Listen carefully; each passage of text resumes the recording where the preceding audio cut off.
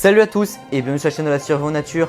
Aujourd'hui je suis très fier de faire cette vidéo car j'ai l'occasion de te présenter le tout nouveau stabilisateur de chez DJI, le Ronin SC2. En effet, en octobre, DJI a décidé de sortir deux nouveaux stabilisateurs avec tout un écosystème d'accessoires, le Ronin S2 et le Ronin SC2. Et donc à cette occasion, j'ai décidé de remplacer mon Ronin SC première génération. Non mais t'inquiète pas, tout va bien se passer, d'accord? Dans cette vidéo détaillée, on va commencer par faire un unboxing du Ronin SC2. On va voir ensuite toutes ses caractéristiques techniques et son design. Ensuite, on va le mettre en place pour pouvoir voir toutes ses fonctionnalités. Après, on fera un test et je terminerai avec ma conclusion sur ce tout nouveau RSC2. Enfin, dans une seconde vidéo détaillée, je parlerai du module Raveneye qui mérite une vidéo à part entière. Comme à l'habitude de DJI, ce nouveau RSC2 est disponible en deux packs, le pack standard et le pack Pro Combo. Honnêtement, j'avais pas trop d'intérêt à acheter juste le stabilisateur tout seul, c'est pour cela que je l'ai pris en Pro Combo, qui lui, tu vas le voir juste après, devient vraiment très intéressant. Le stabilisateur est livré dans cette belle boîte signée DJI et on a déjà un petit aperçu sur les différentes utilisations qu'on va pouvoir avoir avec. Dans la boîte, on va retrouver cette belle housse de transport signée DJI. Sur le dessus, on va retrouver une poignée pour le transport et deux petits anneaux en métal pour pouvoir mettre une bandoulière. Sur le dessus, on va retrouver une petite pochette pour pouvoir mettre quelques petits accessoires ou quelques petits câbles. Sinon, plus sérieusement, on va retrouver deux étages dans cette housse, tout ce qui est accessoires et le Ronin avec tous ses câbles. Alors dans cette première partie, sur le dessus, on va retrouver deux petites pochettes filées dans laquelle on va retrouver le câble de rechargement du Ronin ainsi que la courroie de focus. Et dans l'autre pochette, j'ai l'unique clé Allen avec tout ce qui est visserie et le support d'objectif. On a le trépied, c'est très propre. Tout est en métal et d'ailleurs ici on a un grip, on a le fameux module de transmission vidéo Raveneye, là pareil c'est super propre, tout est en métal. Le focus motor c'est le même que sur le SC première génération et avec on a toute la petite armature pour pouvoir le fixer. Le support téléphone là pour le coup on est sur du plastique et d'ailleurs au bout on va retrouver cette pièce en métal qui va être très pratique si on veut fixer un moniteur directement sur le Ronin. Et enfin on retrouve la plaque de fixation type Manfrotto. Alors j'ai essayé. Si je mets la plaque sur mon trépied, il n'y a pas de problème. En revanche, si je mets ma plaque Manfrotto directement sur le stabilisateur, eh bien ça ne passe pas. Voilà, ça marche que dans un sens. Sur cette même plaque type Manfrotto, on va retrouver une deuxième plaque type Arca Suisse. Ça permet d'enlever rapidement ton appareil sans avoir à refaire les réglages juste après.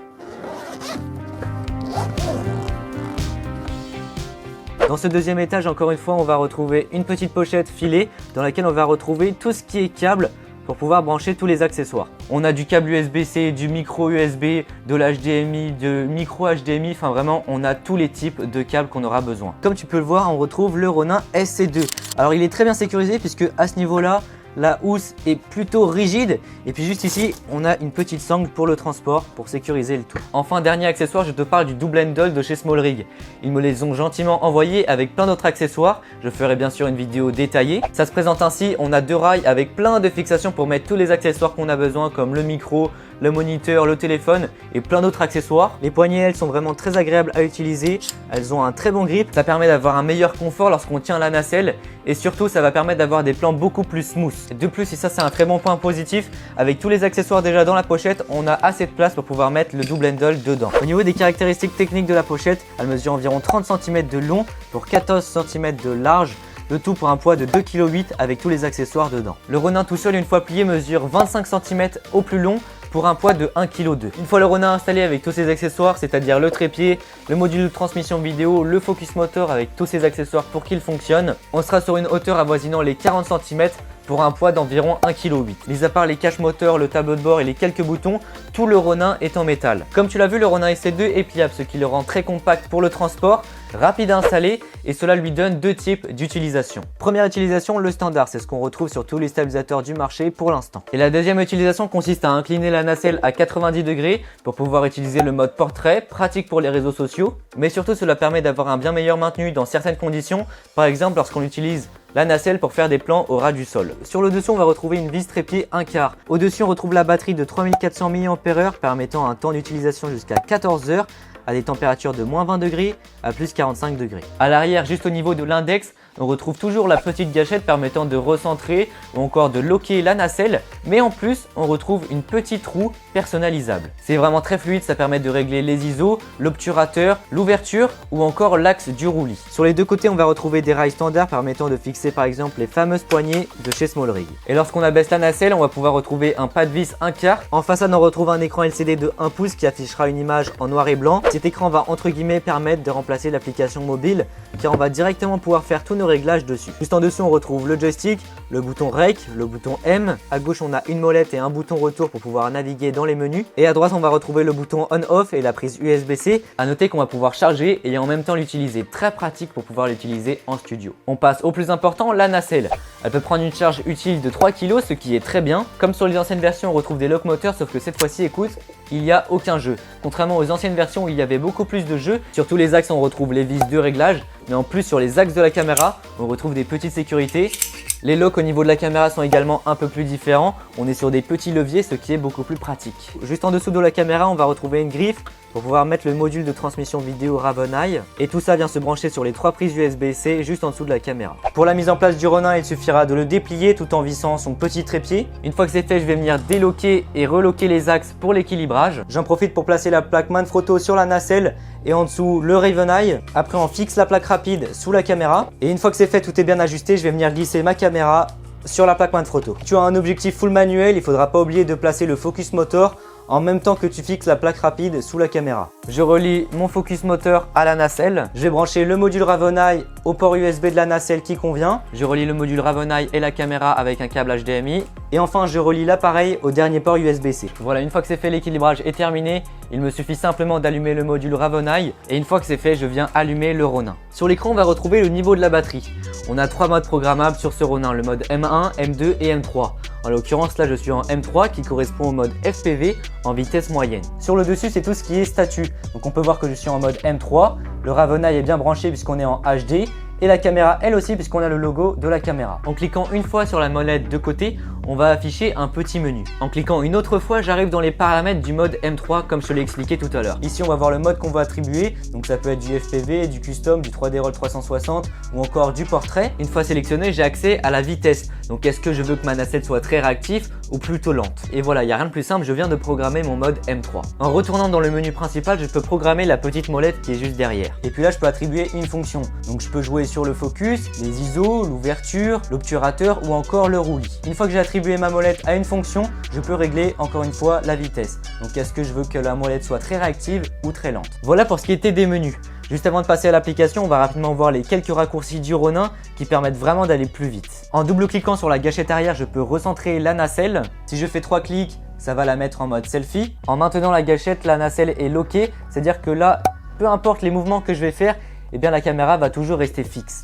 En maintenant un certain temps la gâchette et le bouton M, ça va permettre de faire un autotune. L'autotune, ça va permettre de calibrer automatiquement les moteurs selon le poids qui est embarqué. En faisant 3 clics sur le bouton M, la nacelle va se mettre en mode 3D Roll 360. Si tu veux ne pas maintenir la gâchette pour faire tourner la nacelle lorsque tu es en 3D Roll 360, il suffit de faire 2 petits à-coups sur les côtés. Si tu veux passer en mode portrait très rapidement, il suffira d'incliner la nacelle à 90 degrés et ensuite d'appuyer 2 fois sur le bouton M. On va maintenant voir l'application mobile. L'application se nomme DJI Ronin. Une fois ouvert, ça se connecte vraiment très rapidement. Je n'ai jamais eu de problème de connectivité avec les appareils DJI. Dans l'application, ce qui nous intéresse principalement, c'est l'onglet Créer. Dans cet onglet, on va pouvoir par exemple contrôler la nacelle à l'aide du joystick virtuel. On a également la fonctionnalité Force Mobile. En gros, ça va utiliser le gyroscope du téléphone pour pouvoir contrôler la nacelle. On a la fonctionnalité Panorama, Time-Lapse, Poursuite. Poursuite étant un mode qui nous permet de rentrer des points et ensuite de les reproduire à l'infini. J'enregistre mes points clés et puis une fois que c'est fait, je fais OK, ça lance l'enregistrement. Puis ça va aller au point clé que j'aurais mis. Comme tu l'as remarqué tout à l'heure, on a branché le Focus Motor. Et bien juste ici, tu vas pouvoir le contrôler cette fois-ci à distance. Voilà pour ce qui était du Ronin en lui-même. On passe maintenant au module de transmission vidéo Ravenai. On va tout d'abord avoir un aperçu de la caméra. Mais on peut modifier les paramètres principaux de la caméra comme les ISO, l'ouverture, etc. On peut recentrer la nacelle, jouer avec le Force Mobile, ajouter des luttes, lancer l'enregistrement, faire des vidéos, etc. Mais on a principalement la fonctionnalité Active Track. Du coup là, ce qui est très intéressant, c'est que j'ai juste à sélectionner mon sujet comme ceci. Et puis une fois qu'il est reconnu, la nacelle est lockée sur le sujet. Bon voilà, tu sais maintenant tout sur les caractéristiques techniques du Ronin, les fonctionnalités, les raccourcis, etc. Maintenant, on passe au test. Dans ces tests, on va voir si l'Active Track fonctionne bien. On va également survoler rapidement les fonctionnalités Time-Lapse, suivi, etc. et les différents modes qui sont embarqués. Enfin bref, on a beaucoup de choses à voir. Donc sans plus attendre, c'est parti. On commence avec les tests de l'Active Track. Allez, c'est bon, j'ai tout installé. Sur la nacelle, j'ai le Sony A7 II qui est connecté au Ravenai qui est connecté à mon téléphone. Pour faire fonctionner l'Active Track, en tout cas sur le SC2, on est obligé de passer par le téléphone. Une fois sur la vue caméra du Ravenai, on a juste à sélectionner un sujet et une fois qu'il est détecté, il va être traqué. En tout cas, ça c'est la théorie. Maintenant, on passe à la pratique. la nacelle me suit.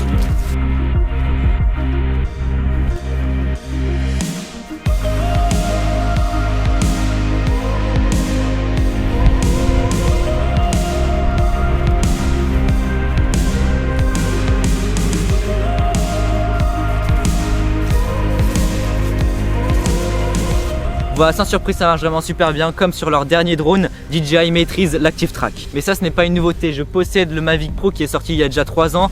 L'Active Track fonctionnait déjà super bien. Alors, autant pour vous dire que là, ça marche encore mieux. Alors, ce que j'ai remarqué, c'est que lorsqu'on est connecté en 2,4 GHz au téléphone, on va avoir des lags. Par défaut, le Ravenai est configuré en 5 GHz et ça marche vraiment super bien. Voilà, on n'a aucun lag. Si vous avez un téléphone assez ancien qui ne supporte pas le 5 GHz, et bah vous aurez quand même pas mal de lag. Passons maintenant au test de suivi. Comme je te l'ai expliqué tout à l'heure dans le détail de l'application, on a une fonctionnalité qui s'appelle suivi qui va permettre d'enregistrer des points clés et ensuite la nacelle va pouvoir aller à ces points clés à l'infini. A l'aide du joystick virtuel, je vais pouvoir contrôler la nacelle comme tu le vois juste derrière moi. Imaginons que j'ai envie que ce plan là soit l'un de mes points clés, et bien je vais tout simplement faire ajouter. Mon plan 2 c'est moi, je fais ajouter. Je filme le ciel comme ceci, je fais ajouter. Et puis une fois que c'est fait, c'est bon, j'ai un trajet et j'ai juste à faire aperçu.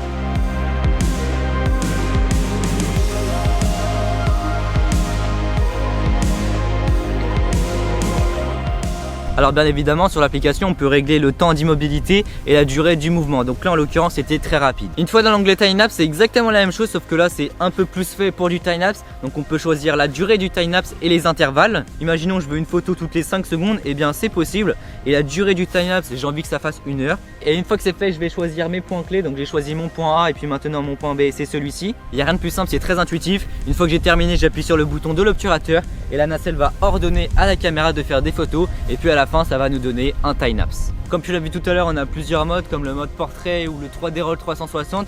Ils sont très simples à utiliser et très pratiques sur le terrain. Voilà un petit extrait en utilisant le 3D Roll 360. Et maintenant, ça c'est un extrait en utilisant le mode portrait. En conclusion, c'est encore une fois une très belle réussite pour DJI. Ils nous sortent 2 très beaux stabilisateurs avec tous 2 des fonctions différentes en fonction des utilisations. Là où il frappe fort, c'est sur le prix. Ce Ronin SC2 en pack standard est disponible à partir de 429 € et 629 € pour le pack Pro Combo. Ça paraît cher, mais il ne faut pas oublier que c'est du matériel professionnel. Et je me souviens qu'il y a quelques années, on avait des produits beaucoup moins complets mais qui étaient à un prix équivalent voire plus cher. C'est un stabilisateur compact, léger et qui offre vraiment beaucoup de fonctionnalités. On gagne vraiment beaucoup plus de temps et c'est beaucoup plus ergonomique avec son nouveau design et avec son écran intégré. Au niveau des points faibles, négatifs, bien franchement je peux vous dire que c'est pas simple d'en trouver très honnêtement. Bien je dois dire que tout s'ajuste très bien, tout est bien conçu. Merci d'avoir regardé cette vidéo jusqu'au bout. Si elle t'a plu, n'hésite pas à mettre un pouce bleu, à t'abonner si tu souhaites en voir plus. Si tu as des questions, soit dans les commentaires. N'hésite pas à partager cette vidéo et à me suivre sur Instagram. Et puis sur ce, on se retrouve pour une prochaine vidéo. Salut! Salut à tous et bienvenue sur la chaîne de la Survivre en Nature. Aujourd'hui une nouvelle vidéo dans laquelle je vais te présenter un nouveau téléphone outdoor assez spécial, le S96 Pro de chez Doogee. Jusqu'à ce jour je ne connaissais pas la marque Doogee. Et après un échange par mail, Doogee m'a proposé de tester l'un de leurs téléphones et j'ai choisi le S96 Pro qui a principalement retenu mon attention et tu vas bien